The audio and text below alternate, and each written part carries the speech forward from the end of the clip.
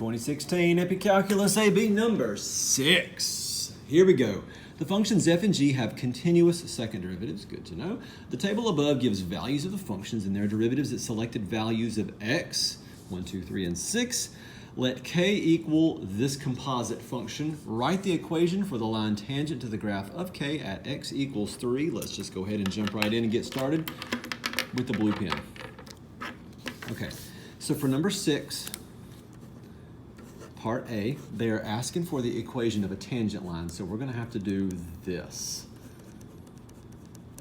They told us that the x value we're dealing with is 3. So we have this much so far. What we don't know is the y value associated with that x value, and we don't know the slope either. So let's just jump in with a different color pen, red, why not? And we're going to find out what k of 3 is. Well, k of 3 is f of g of 3, which means I need f of, okay, well, g of 3, and we're going to the table here. G of 3 is 6. And then f of 6 is 4. There we go. So we just now found that. Good for us. Fantastic. I'm excited. We also need to find the slope. So now we're going to switch again, go back to red. So I need k prime of 3. And at this point, I have to use the chain rule. So I need f prime of g of 3 times g prime of 3. So here goes f prime of, let's see, g of 3 was 6. We already found that. And we are going to find f prime of 6 in a minute. We're also going to find g prime of 3, which is 2. So times 2. F prime of 6 is 5. So we have 5 times 2 is going to give me 10. Here we go. We found the equation of the tangent line. Can we stop here? Yes, we can. Are we going to? I don't feel like it, so I'm not. Y equals 10. X minus 3 plus 4. We've never stopped like that before, but we can, so we're going to. Here goes. Part B. What color? Green sounds good to me too. Part B. Let h equals g of x over f of x, find h prime of 1. Okay, well, we have to find the derivative, and this is a quotient rule, so let's do it. H prime of 1 is equal to, now the formula that I usually quote is f prime g minus fg prime all divided by g squared. However, that is when f's in the top and g's in the bottom. So really it's bottom top prime bottom minus top bottom prime all divided by bottom squared. It really doesn't matter how you say it as long as you have this minus this all divided by this.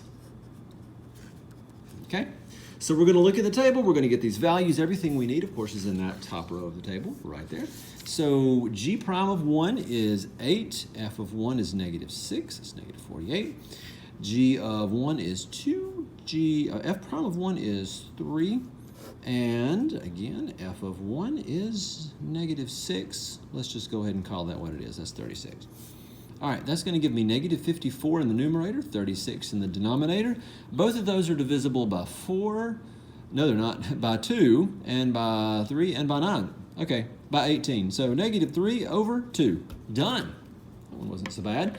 Now we get to the tricky one. Part C, where it says evaluate the integral from 1 to 3 of f double prime. I don't see f double prime. You don't need to. Of 2x dx. Okay, let's point out what's about to happen here.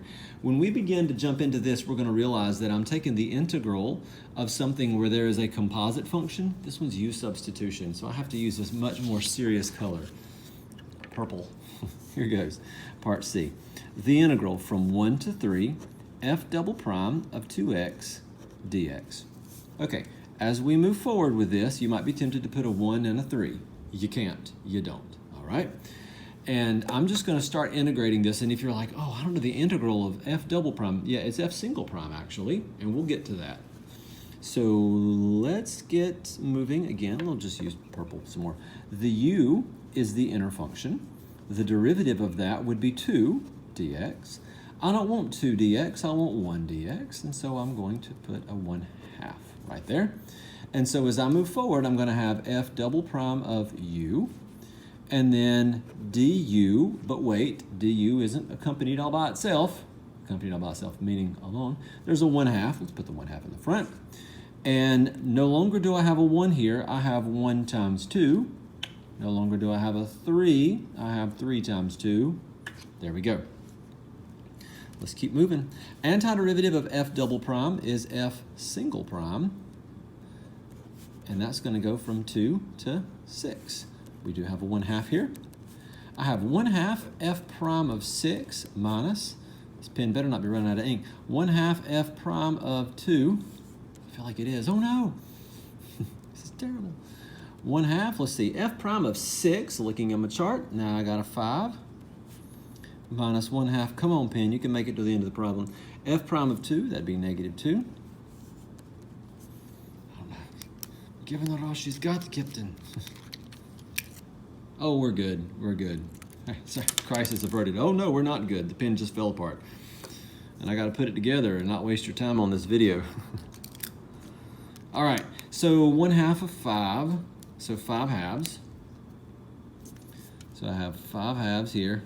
Come on, pen. Plus 1. And that's going to give me 7 halves. I don't know what happened, but the ink just came right back. The answer is 7 halves. Okay, let's grade this thing. You better get 9 points. Here we go. 3 points for part A. 2 points for the slope at x equals 3, which we found, which was 10. And another point for the equation of the tangent line. So what about finding this for it? Well, this is built into the tangent line. So I believe they would take this, they would take this, they would also take that if you simplify this a little bit more. So we've earned 3 points there. Let's get 3 more points. 2 points for an expression for h prime of 1. So if you got this far, you were good. You got 2 points. And then another 1 point for your answer. What if you don't reduce it? It's going to be okay. Okay, part C, the antiderivative is worth 2 points. And that antiderivative would be here, which really means that you had to go through all this stuff to get there. So the 1/2 needs to be there, and you also need the 2 and the 6. There is another way of looking at it where you don't have to do the 2 and the 6. I'm not going to go into that. And then final answer would be 7 halves, and that was worth